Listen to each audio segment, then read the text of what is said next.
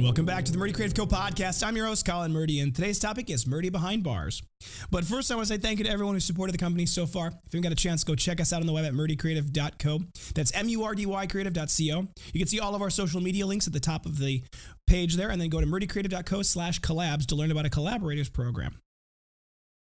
All right, so I'm not actually in jail. That's a little bit clickbait title. I'm aware of that, but there's a lot of great stuff going on, and you'll see where the title comes in a moment. But first, I want to say thank you to everyone who's created in a wonderful 2023. We had an amazing year, all things considered. It was a challenging year. It had its ups and downs. New people, old friends leaving. It was a good year all in all. In fact, it was one of the first years in a long time we've actually been a little bit profitable, which is a big deal for us because it means that the company, this grand experiment that we are trying to pull off here, can actually be a profitable company, which means it can sustain in the long run. However, it wasn't a lot, and we're making progress on trying to improve that. And one of the things that we've been talking about working on doing is limiting and bringing in our outside supply chain issues. For those of you who've been on our writing tips emails for a while, you have been getting my behind the scenes email, which I've been sending out on Thursdays for the last couple of months now. After I stopped doing the podcast for a little while through the Christmas season, I used those to kind of give you guys some updates. And for those of you who haven't been subscribed to that list but would like to be, send us an email, SALES at murdycreative.co, sales at murdycreative.co, and be happy to add you to that list. I don't want to send it to everybody because it's a bit of a long-winded letter. But that letter, that behind-the-scenes letter, is going to continue to happen into the new year. The podcast is going to be a different thing. We'll talk about different things. I may talk about some things that are in the letter, but I'm going to expand on them in a different way or in a broader way. So don't worry. You won't miss out if you do both. You will miss out if you only do one, so pay attention to both. However, one of the things I mentioned in the last behind-the-scenes email was the challenges that we are having right now with our bars and the mill. So I'm going to go into that a little bit more. We are imprisoned in a prison of our own creation. Bars have been the backbone, pun intended, of our number 2 product, our journals, since the beginning of the journals, which were launched 4-ish years ago. The bars, the spine bars that slide into the covers, have been a unique innovation. It's not something we buy off the shelf. It's something we've had custom made for us since the beginning. And every supplier we've ever gone to in the past has struggled in one way or the other. Either it's keeping up in volume, it's keeping up in speed, it's getting us the right amount at the right time, it's coming up with a good price that's a reasonable price for us to pay. All of these things have become a huge problem, and they've been a huge problem for years. I think some of our team is growing old explicitly because of the stress caused by the bars and their delays. And I thought to myself this year, after yet another issue with them, that we needed to solve this problem once and for all, and we needed to bring it in under our own roof. Now, I have been a big believer in insourcing, which is bringing our things under our own roof, since the beginning of the company. In fact, frankly, I think that that's the future of good American manufacturing, is to say that we need to do it all under our own roof. It's the only way we can really maintain and protect our quality. It's an important element of maintaining our costs as everything else goes up around us. Being able to do things in-house allows us to utilize our own labor and our own people. And it also ensures that all of the parts of our product, not just the final product, are built with good quality people, quality materials, with the right attitude towards the relationship between the employees of this company and the company itself. And so I thought to myself, we're going to do this in-house. Now, the bars themselves seem simple. It's a single piece of bar stock with 3 holes, or 2 if you're doing the mini cuts, with drills, and tapped. Not too difficult. And frankly, that's pretty true, conceptually speaking. But in reality, it has proved to be an absolute nightmare. Long ago, in the days of old, we made them out of 1018 steel. Now, 1018 steel is rusting kind of steel. It will rust over time. Now, my belief at the time had been that the location of the bar being embedded in the book would prevent it from rusting, because the book itself would basically kind of encapsulate it. However, that wasn't necessarily the case. Now, the rust itself doesn't harm the book. It doesn't harm anything. It's just a visual aspect. And I didn't really like the way it looked. And so about a year and a half ago, I believe we switched to zinc-plated steel, where we had a third party plate it. Now, the problem is that led to another step in our very complex supply chain for these bars, and it created enormous delays. Now, last year, it absolutely created a huge problem because we ran out of bars at the beginning of Christmas, and we didn't get more till I think the second week of December. It was an enormous problem. Now, plating has always been the wild card in the process. Plating can take anywhere from 1 week to 5 weeks, and you know that it's completely random what that lead time is going to look like. So for us, it's been impossible for us to really accurately predict out how much we're going to need. On top of that, the relationship that we've had with our supplier in the past has had structural issues. And what I mean by that is what we had agreed to originally was that we were going to commit to buying a certain number of bars from them within a certain time period. They were going to buy all of the stock for that PO. They were going to get the whole stock plated, and then we were going to be able to buy them from them as we needed them and pay for them. However, in reality, they virtually never have done that, and thus means we've always been waiting for bars. It's never a quick turnaround, or rarely. And so I thought to myself, you know what? Let's solve this problem by bringing it in-house, but we need to continue to keep the stainless element, the rust-proof element of the bars, so we need to switch to stainless steel. Because we don't want to have to send it out to get plated, and we can't really do plating in-house, at least not yet. That's a whole different process, and I think if I were to try to do that right now, I think Meryl would kill me. So, we wanted to switch to stainless steel. The problem is that our bars are a very specific dimension. They're a certain thickness by a certain width by a certain length. And the problem is that the specifics of that dimensions are not convenient sizes and shapes of prefabbed stainless steel bar stock. So we had to buy a bandsaw to cut it to width and to length. Then we had to buy a mill, a small desktop mill, to drill the holes in the right spot, to fabricate jigs. We had to tap it using a hand tapping tool. We had to sand it properly, and we had to grind off the sharp edges. And I had anticipated in my ignorance that was going to take about 3 minutes in total for each bar. I thought, you know what? That's manageable. That's doable. It keeps the cost of materials plus labor about what we're paying for bars now, and it creates a better quality product in the end. However, we didn't have all of the tools and the raw materials in place until the Wednesday before we went out on Christmas break. Now, thankfully, we had enough bars to get through our Christmas orders, but we didn't have enough for after that. Now, I always go to Texas to visit my family after the Christmas season. We do Christmas with my family, my immediate family, at the house in Wisconsin here. And then we usually go down for New Year's to visit my family in Texas with all my brothers and their wives coming. It's going to be a family tradition, I think, long into the future. But what that means is that I was going to be out, and we needed bars, and I was the only one that had any idea how to make them, and that was a bit of a stretch because I didn't know how I was going to make them either, but I figured it couldn't be that difficult.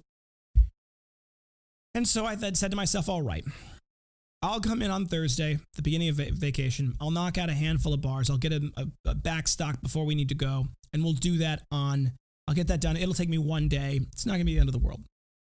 It took me 3 10-hour days to get not even enough for what we had originally anticipated needing. About 3 hours into production that first day, I realized I'd made a terrible, terrible mistake.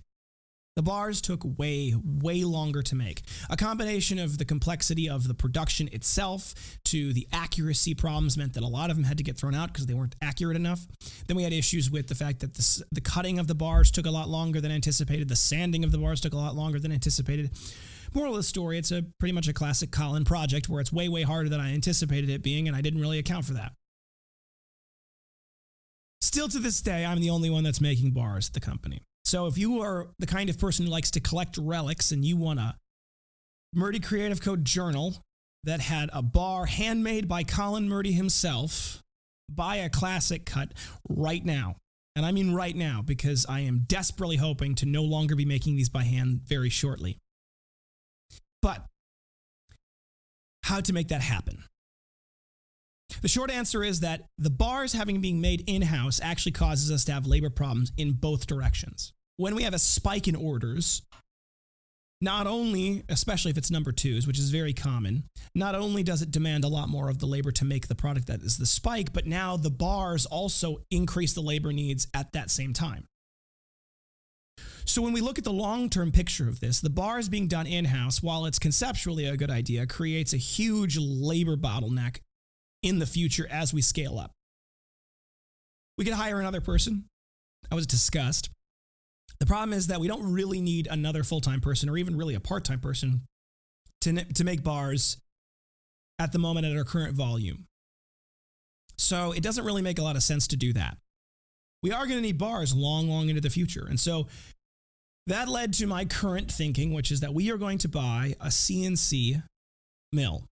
Now, a CNC mill is a computer-controlled mill, and that means that it's going to have an automatic tool changer and a variety of other things. And the goal is that once we get that CNC mill set up, the operator will have to put in a piece of bar stock, and then they hit go. The tools will automatically be changed by the machine. It will do all of the different processes, all the different passes, and at the end, it will kick out bars, which will then be going into a polishing tool that will shave off all the hard ends and make it look nice and everything like that. The advantage of that machine, obviously, is that it can do a lot of bars at pretty quick speeds, and it can do a lot of bars at pretty quick speeds without having to have another person do it. Now, the mill we're looking at is a Tormach 1100M.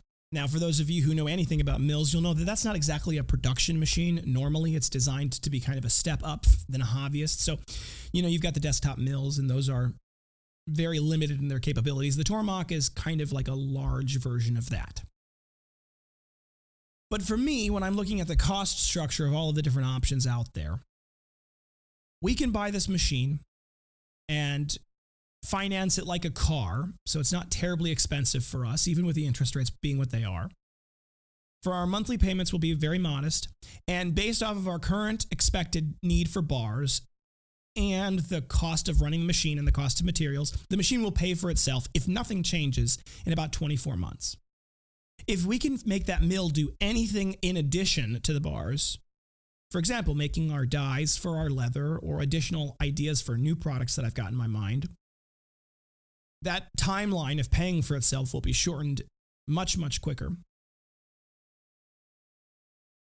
And I think it's a good idea.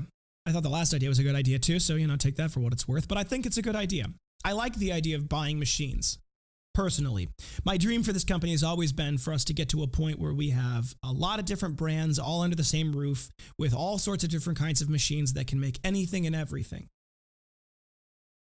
I think that's a better ecosystem, long-term for the company, and making it so that it's both stable and resistant to the natural fluctuations in macroeconomic climates, and also being able to do cool things in the US, which I think is an important element of our combined culture. So this is an area where, for me, I'm already predisposed to look for machines to add to the collection, and this is a good one for us to add. There are better machines, that's for sure. You can buy really nice mills, and they can get really, really expensive. But I'm not that silly. I think it's important for us to try to get into this in the best way we can for the least amount of money that we really should spend on it, because I don't want us to commit to spending an enormous amount of money on something that may not work in the end. And I'm aware that there's some issues that may come up that may make this not work.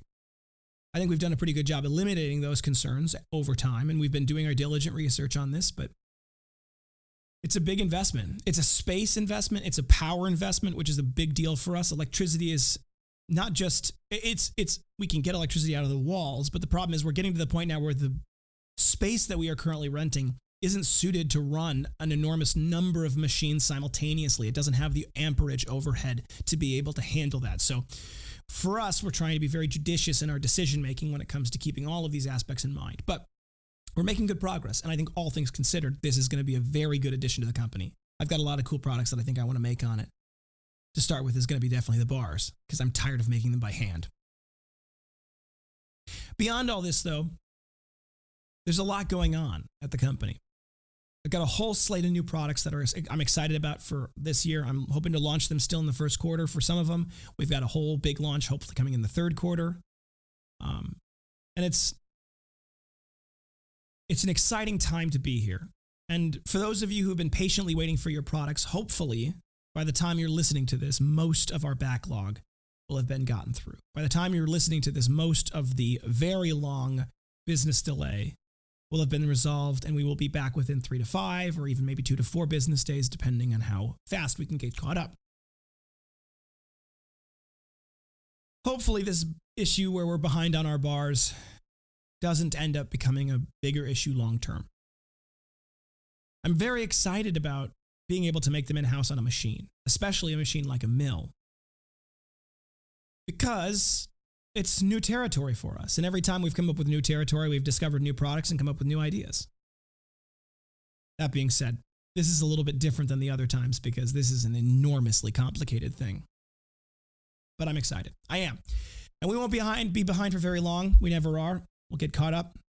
The advantage of last year was that because of the small profit we were able to turn, the banks are a lot more willing to work with us, and there's a certain amount of belief that the company is in good, solid shape. And we're now, I think, into our 6th year, or maybe our 7th year. I'd have to remember. I think this is year 7 for us, the start of year 7. So we're getting into a situation now where the company's got a little bit of a history to it and a history of success long term. And that opens up the doors to a lot of other things. This is the first episode back. I'm hoping to have much more for you guys in the podcast in the coming weeks.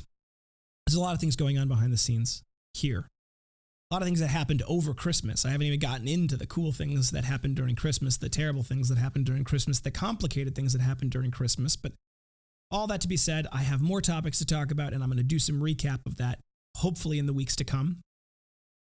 Those of you who want to get a little bit more behind the scenes efforts, be sure to subscribe to our writing tips group. And if you're not already part of that, be sure to send us an email, salias@murdycreative.co, sales@murdycreative.co, and we'd be happy to put you on that list because every Thursday I send out a written letter that details the behind the scenes for that week. So the weeks on Tuesday, we'll have our podcast. Thursday, we'll have the behind the scenes, and we'll have a couple of other things. I think the writing tips are going to move to Wednesday. So we want to keep you informed, and we're going to try to get back into the groove of things shortly here. We appreciate all of you who've been supportive over the last several months, especially in my absence, as far as my public absence. Hopefully our Instagram will have a bunch of new stuff on it in the near future. I've been in production pretty much every day, all day long to try to get us through the backlog, but the hope is that we can get our feet under us pretty soon, and I won't need to do that anymore, and I can get back to the marketing stuff I like. But in the meantime, there are mountains to conquer and many, many things ahead of us that need to get fixed, and we are going to just keep solving them as we come to them.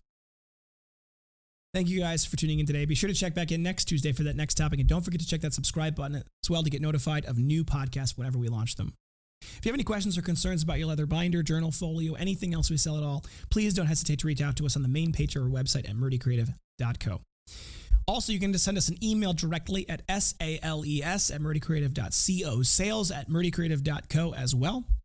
You can text us, email us, call us, 414-434-9001. We're available on Monday through Friday, 8 a.m. to 4 p.m. Central Time. You can also text us at that number as well, 414-434-9001.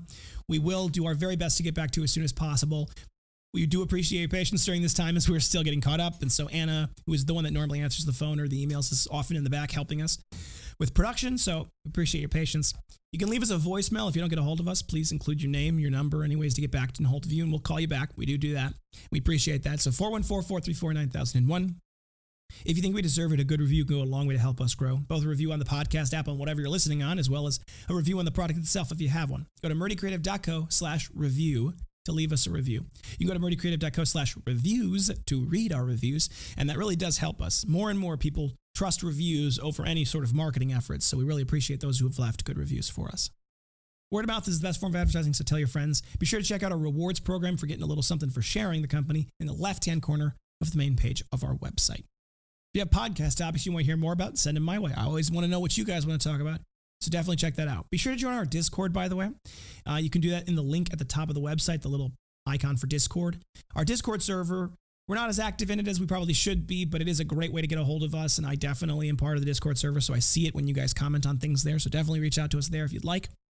If you're looking for multiple items, we have bulk discounts available. You can check that out in the cart page. Mix and match, add things to your heart's desire, and then once you get to whatever you'd like, you can hit checkout, and it'll automatically apply that bulk discount. If you want to know more about our bulk discount program, be sure to send us an email. We'd be happy to talk you through it. Also, if you're looking for a custom engraved item, we have no minimum order quantities and no setup fees. It's a simple flat fee per item, and we have the customizer available for most of the products on the website. One of the goals this year is to have the rest of the products on the website have them. But in the meantime, a lot of the core products have the customizer available to them. It's the blue button that says Add Custom Engraving. That'll launch the customizer, and from there you can upload images, you can resize, rotate, do whatever you want to do to it, and click Add to Cart. Be sure not to use any copyright images unless you have permission. Thank you guys so much for tuning in. Have a great day, and goodbye.